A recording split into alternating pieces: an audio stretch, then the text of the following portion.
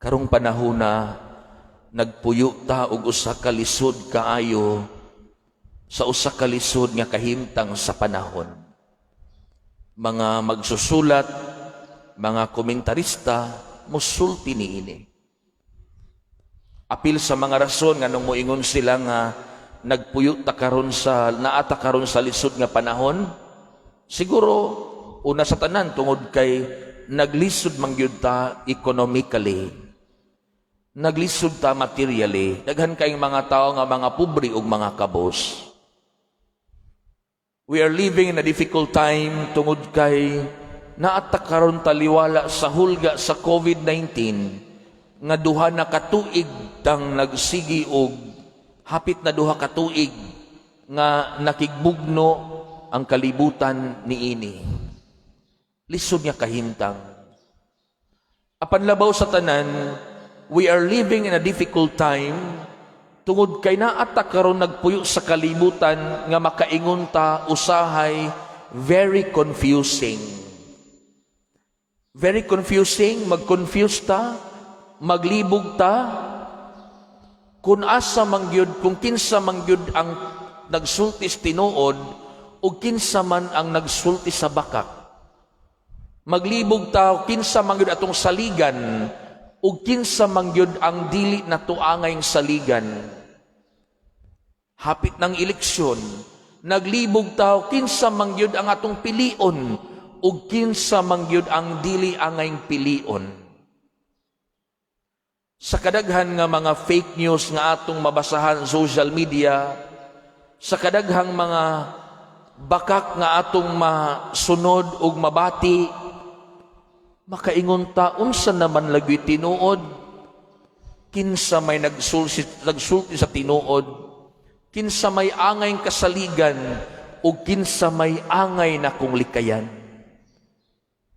We are living in a world nga usahay makaingon ta very confusing. Sa kadaghang mga tao nga mosulti og manumpa og bakak, unya daghang mga tao nga nanumpa apan wala tumana, kang kinsa man kumusalig. Mao nga daghang mga tao karong panahona nga mawad-an og pagsalig, ug tungod kay nawad-an og pagsalig, mas mupili na lang nga magpuyo nga mag-inusaras ng kinabuhi. Kana bitawng ang paghigugma na himong hinungdan sa sakit, dili ba di ay ang paghigugma mauman untay hinungdan sa kalipay? Ngano man, dunay mga tao nga moingon, maayo pay wala ko mahigugma, kay dili unta ko masakitan karon. It's very sad reality. Ang tao nga nahigugma, niabot sa punto nga nagmahay, maayo pay wa ko mahigugma, dili unta ko masakitan. See? Bisan ang paghigugma nga maoy gisugo sa Dios kanato, nahimong hinungdan sa pagmahay ug pagbasol, nga maayo pay wala na lang ko mahigugma. Isn't it beautiful? Isn't it very joyful to love? Dili ba di ay nga makahatag og tinuuray nga kalipay ang tinuuray nga paghigugma? Pero nga naman, nga ang paghigugma nahimo namang hinungdan og rason sa kasakitan sa daghang mga tao. Kana tungod kay daghang mga tao nga dili kamaong mubarog ug dili makamaong mutuman sa ilang mga saad. Di na ta makasalig karong panahona. Kinsay atong tuuhan ug kinsay atong likayan. Kinsay atong saligan ug kinsay dili angayng tuuhan. Pagkapait. Unya abi ninyo, nakaapekto ni pag-ayo sa daghang mga relasyon, sa daghang mga pamilya ug mga banay karong panahona. Kung naminaw mo sa mga pagbasa from the first reading hangtod sa gospel, usaray gihisgutan. It's about the problem of divorce. Problema sa banay, problema sa bana ug sa asawa, problema nga giatubang hangtod karon sa kalibutan, kanang pagkadili matinud-anon ug pagkadili makanunayon sa usag-usa. Mao nay problema giatubang karon. Apan kini nga maong kahimtang sa tao nga dili mas kanabang dili matinud-anon ug dili makanunayon, gipun-an pagyud ni sa mentalidad sa mga tao karong panahona. Kana bitang common mentality of use and discard. Unsa may pasabot, use and discard. Kana bang karong panahona nga kung naa gani kay butang nga maguba, ilabay na, mupalit kog bag-o. Tagsa na ang tao nga maghunahuna sa pag-repair, pag-ajom-ajom, pag-ayo sa mga naguba. Mao bitaw nga uso kaayo na mga butang karon nga disposable, nga humagamit ilabay, humagamit dinagamiton, ug mupalitag bag-o. Look at our appliances nowadays. Maguba ang TV, ayun na, palit na lagbag-o. Maguba imong refrigerator, awa na, ilabay na, palit nagbag-o.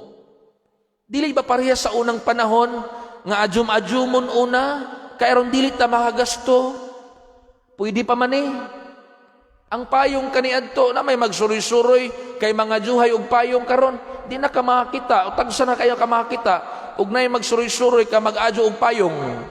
Ngano man, dali ra man paliton. Ilabay na lang na. Ug nakaapekto na pag-ayos ng kinabuhi, apil sa kinabuhi sa kaminiyon. Nga tungod kay dili na magkasinabot, tungod kay na ay problema, ilabay na lang, ug kalimtan na lang, ug dili na maning kamot nga ajum-ajumon ug ayuhon pa. Ang diferensya ug ang problema sa pamilya. Ingon ana, kalisod ang atong panahon karon. Ingon ana, kapait ang atong kahimtang. Problema sa banay ug pamilya resulta sa atong mga mentalidad karong panahon na. The common mentality of use and discard without considering of repairing, of doing something aron maayo ug aron mahatagan og kanabang solusyon nga mahimong mabalik ang mga guba, nga mahimo pang kahimuslan ang adunay mga diferensya. In the gospel, giklaro diha ang mahitungod sa issue sa divorce.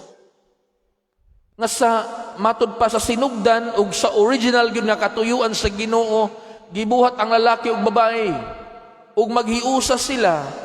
Ug unsay gihiusa sa Dios, matud pa, dili mahimong bulagon sa tao.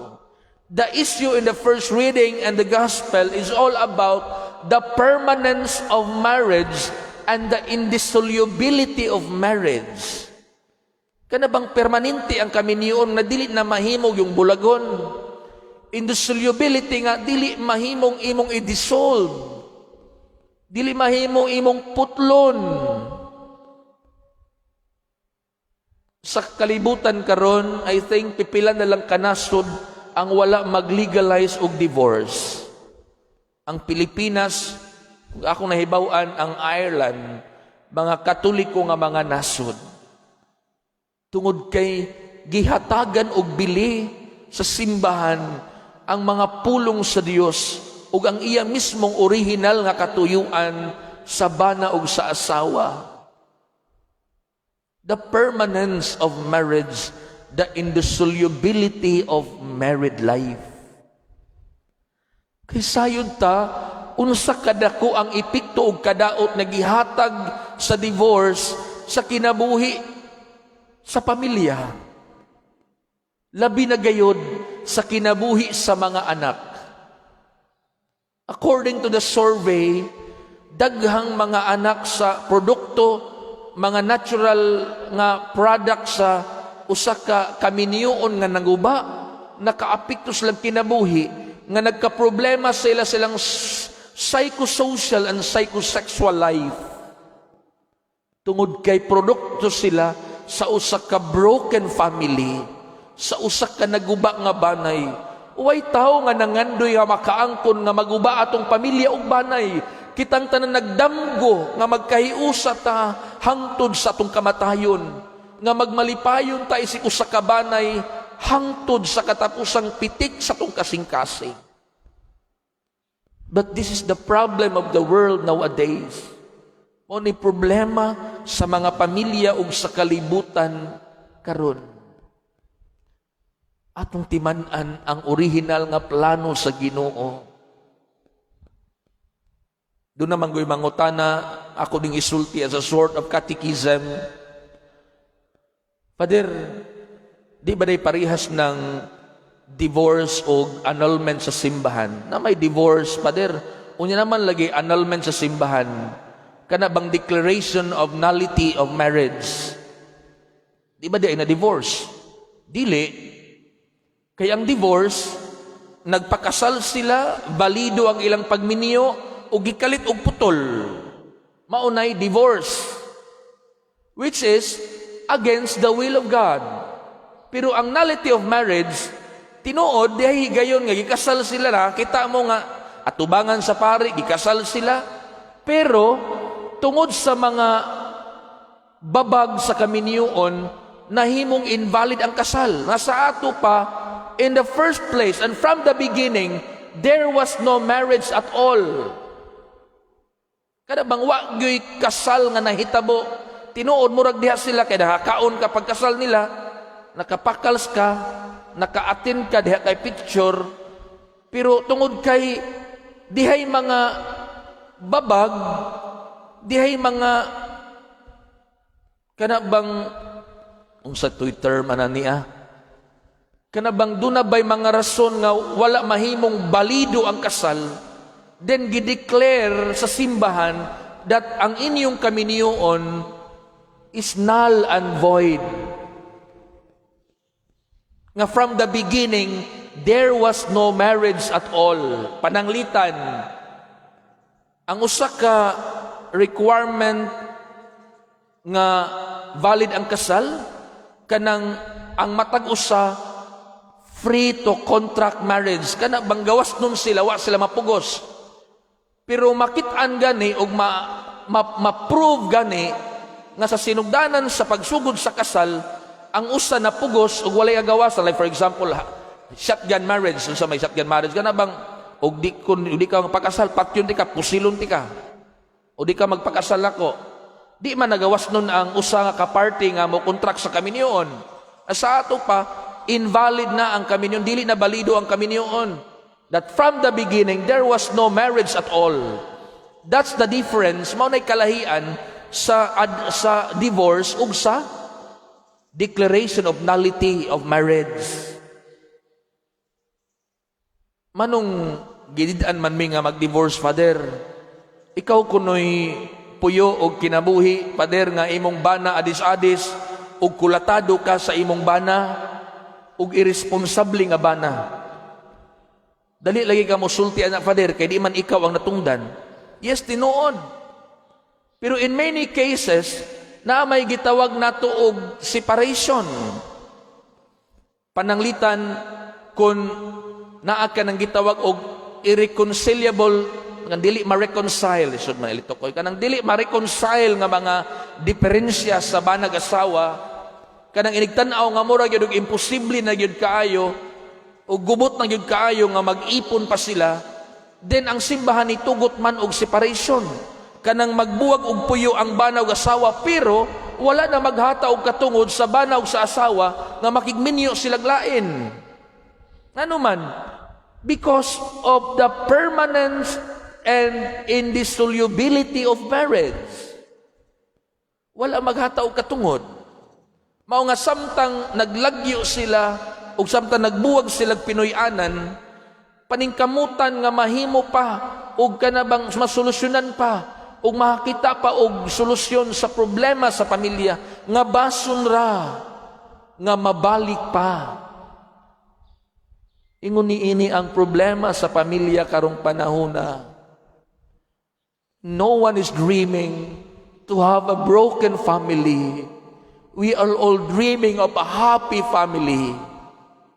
Mga igsuon unta, sa kahimtang ug sa kalisod sa kalibutan nga atong gipuy-an nga naa diha og musalig patakin sa kasaligan o kinsa itong tuuan unta, makita pa ta og mga tao nga atong kasaligan daghan pa man pero maglibog lang ta. Makita ta o makaamgo unta ta nga maningkamo ta kita mismo mahimong matinud-anon ug makanunayon.